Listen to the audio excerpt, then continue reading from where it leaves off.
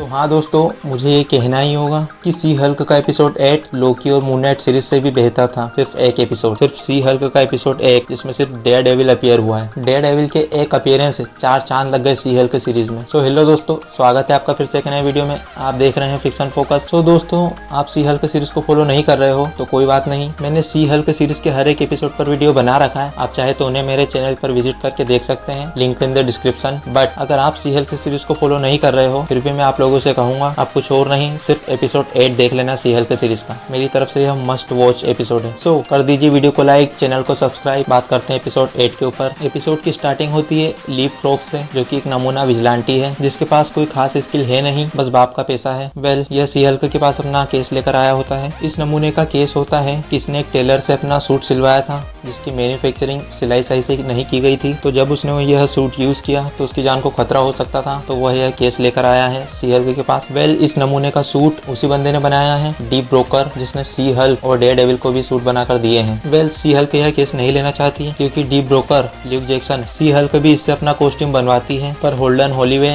इसे यह केस लेने के लिए मजबूर करता है। पता नहीं है होलीवे का अलग समझ नहीं आता, जहाँ भी सुपरवर्ड इन्वॉल्व हो जाता है। ये बस चाहता है कि सी हल्क ही उस केस को लड़े। पर सी हल्क ल्यूक से बात करती है कि यह मैटर कोर्ट के बाहर ही पैसे ले देकर सुलझा लो, पर ल्यूक इस बात से मना कर जाता है क्योंकि उसकी काबिलियत पर सवाल उठाया गया है। उसकी मैन्युफैक्चरिंग खराब नहीं होती है, तो वह यह केस लड़ने के लिए तैयार हो जाता है। फिर कोर्ट रूम ड्रामा शुरू होता है जिसमें सी हल्क एकदम श्योर होती है कि वह यह केस जीतने वाली है, पर उसे यह नहीं पता होता है कि ल्यूक जैक्सन का केस कौन लड़ रहा है। फिर कोर्ट में एंट्री होती है अंधे कानून की, गुड कैथोलिक लॉयर की, मींस मेट मर्डॉक। फिर यहाँ पर जो वकालत चालू होती है, भाई साहब क्या सीन था। ये होता है कोर्ट रूम ड्रामा। वेल, यहाँ पर सी हल्क के क्लाइंट का इल्जाम है कि उसके टेलर ने उसका सूट सही से सिलकर नहीं दिया, बट मेट मर्डॉक को जरा भी टाइम नहीं लगता इस केस को एंड करने में। वह साबित कर देता है कि सूट तो सही से बनाया गया था, बस इस बेवकूफ ने सूट को सही से यूज किया नहीं। मेट मर्डॉक बताता है कि सकोविया कोर्ट्स रिमूव हो चुका है। पता नहीं जेनिफर इस बात से अवेयर है कि नहीं, पर हाँ, मेट अवेयर है और उसने हम सबको अवेयर किया। मेट दूसरी बार एमसीयू में अपीयर हो रहा है। पहली बार स्पाइडरमैन के लिए आया था नो वे होम में, और नाउ सेकेंड टाइम सी हल्क में दिख रहा है ड्रीप ब्रोकर के लिए।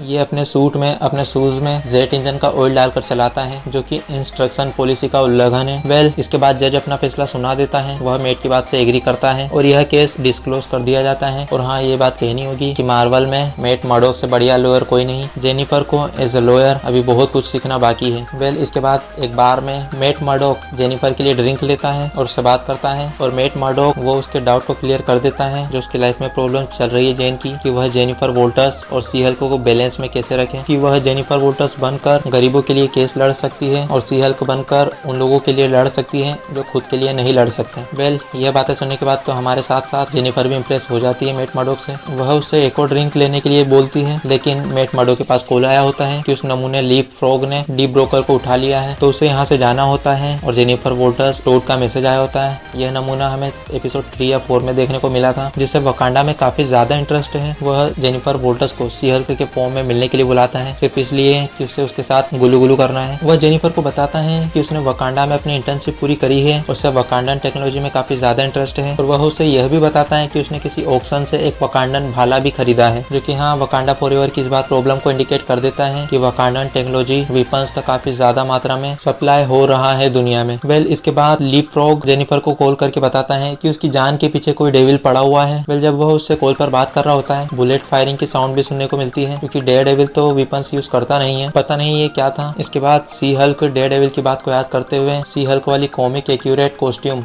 जो कि डीप ब्रोकर ने बनाई थी। वेल, इसके बाद जेनिफर वोल्टर्स सी हल्क बनकर लिलीपेट पहुंच जाती है, जहां पर वो देखती है कि लीप फ्रॉग का पीछा और कोई नहीं, हेल्स किचन का डेयर डेविल कर रहा है। वेल, इसके बाद यहाँ पर सी हल्क और डेयर डेविल के बीच थोड़ा एक्शन देखने को मिलता है, जिसमें हम देख सकते हैं कि सी हल्क के पास हल्की की बॉडी तो है पर कॉम्बैट स्किल तो बिल्कुल भी नहीं है। वेल, यहाँ पर सी हल्क अपनी थंडर क्लेप से डेयर डेविल को कुछ देर के लिए रोक लेती है और वह उसकी आइडेंटिटी को भी पहचान लेती है। फिर मेट मर्डॉक उससे पूरा मांजरा समझाता है कि मैटर क्या है। मेट की बात सुनने के बाद जेनिफर वोल्टर्स भी फैसला करती है कि वह डेयर डेविल के साथ डीप ब्रोकर को बचाने के लिए वह उसके साथ जाएगी। फिर ये दोनों साथ मिलकर डीप ब्रोकर को बचाने के लिए जाते हैं, जहाँ पर ये दोनों एक टीम बनकर साथ काम करने की कोशिश करते हैं, पर दोनों के काम करने का तरीका बहुत ही ज्यादा अलग है। डेयर डेविल एक स्ट्रेटेजी के साथ काम करता है और सी हल्क, उसके पास हल्क की बॉडी है, उस पर वेपन्स कुछ खास असर करते नहीं है, ये डायरेक्ट सामने से फाइट करती है। वेल, यहाँ पर इनकी केमिस्ट्री भी बढ़िया देखने को मिलती है। इसके बाद हमें हॉलवे वाला फाइट सीन रिक्रिएट करते हुए दिखाया जाता है। फ्लिक्स वाली डेयरडेविल सीरीज के हॉलवे वाले फाइट सीन से काफी मैच कर जाता, बट सी हल्क के साथ थी तो टाइम बच जाता है। उसके बाद यह दोनों समझाने की कोशिश करते हैं लीप फ्रॉग को, पर वो तो ठहरा नमूना। भागने की कोशिश करता है पर खिड़की तोड़ने के बाद नीचे गिर जाता है। वेल इसके बाद जेनिफर वोल्टर्स और डेयरडेविल के बीच बात होती है। मैट मर्डोक उसे बताता है कि उसके लिए अपनी आइडेंटिटी को सीक्रेट रखना बहुत ही जरूरी है।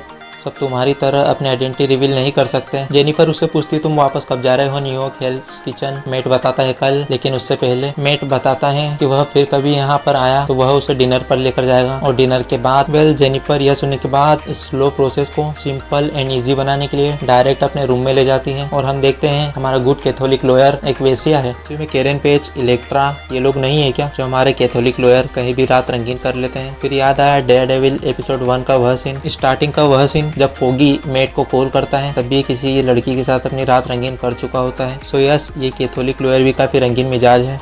वुल्वरिन से कम नहीं है ये भी, जहाँ देखो वहाँ चालू हो जाता है।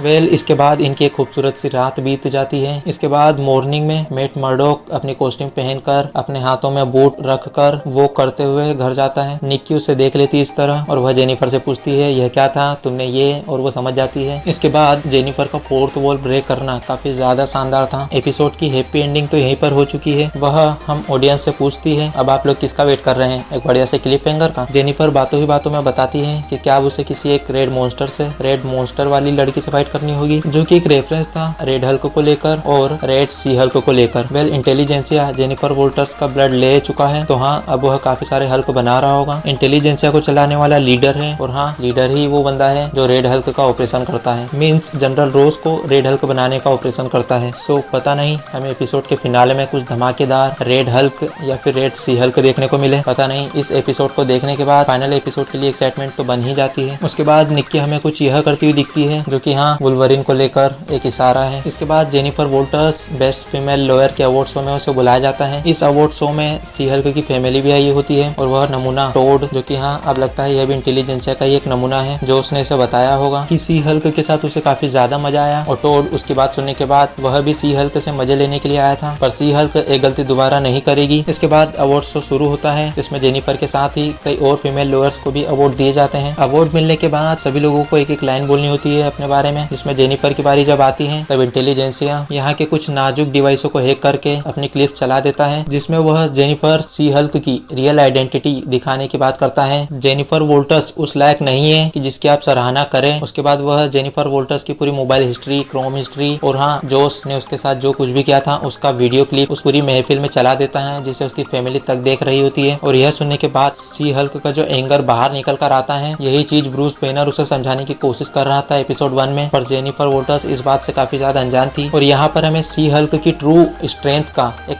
छोटा सा नमूना देखने को मिलता है कि अगर यह भी अनकंट्रोल हो गई तो क्या होगा। उसके बाद वह डायरेक्ट उसी बंदे को पकड़ती है, टोड को। वह उस बंदे टोड का कचुम्बर बनाने ही वाली होती है कि निक्की उसे याद दिला देती है वह कौन है। उसके बाद वह उस बंदे को छोड़ देती है, पर पता नहीं क्यों ये पुलिस वाले उसे क्यों जाने देते हैं, कस्टडी में क्यों नहीं लेते। वेल इसके बाद यह एपिसोड यहीं पर एंड होता है और फिनाले के लिए हाँ एक्साइटमेंट बना कर जाता है। वेल यह एपिसोड सी हल्क सीरीज का अब तक का बेस्ट एपिसोड रहा। मैं तो यह भी कह देता कि एपिसोड 8 फिनाले एपिसोड से भी ज्यादा बेटर था, पर फिनाले एपिसोड अभी आया नहीं है तो मैं यह नहीं कह सकता, क्योंकि फिनाले एपिसोड में भी हमें काफी कुछ देखने को मिल सकता है। द लीडर, रेड हल्क और रेड सी हल्क, या फिर हल्क का बेटा सकार, या फिर खुद हल्क, हमें काफी कुछ देखने को मिल सकता है फिनाले एपिसोड में। सो वेट करते फिनाले एपिसोड के लिए। लीप फ्रॉग ने इस एपिसोड में विजिलेंटियों की बेइज्जती कर दी है, पर मैट मर्डोक डेयरडेविल ने 4 चांद लगा दिए इस एपिसोड में। सो दोस्तों ये एपिसोड काफी ज्यादा मजेदार था और मैं आपको रिकमेंड करूंगा कि आप पूरी सीरीज देखें या ना देखें, पर एपिसोड 8 जरूर देखना। तो यह था आज का वीडियो अच्छा लगा तो वीडियो को लाइक करें, चैनल को सब्सक्राइब करें, और आपके क्या थ्योरी से क्या ओपिनियन है इस एपिसोड को लेकर और फिनाले एपिसोड से क्या एक्सपेक्टेशन है कमेंट में जरूर लिखें। तो मिलते हैं फिर किसी एक और नए वीडियो के साथ, तब तक के लिए आप मेरे चैनल पर कुछ प्रीवियस वीडियोस को जरूर चेकआउट करें।